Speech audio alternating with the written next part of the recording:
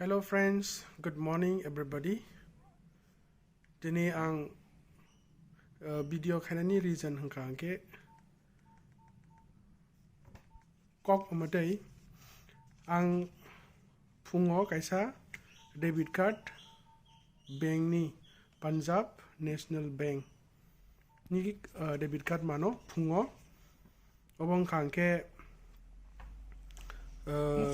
Musang hostel ni saka J ni obo card obo phayei kalek khaimano bumung kangke Barsa Debarma J ni card phayei na phaidi osegno ni kok address ang kangke Don Bosco Mandai Kairai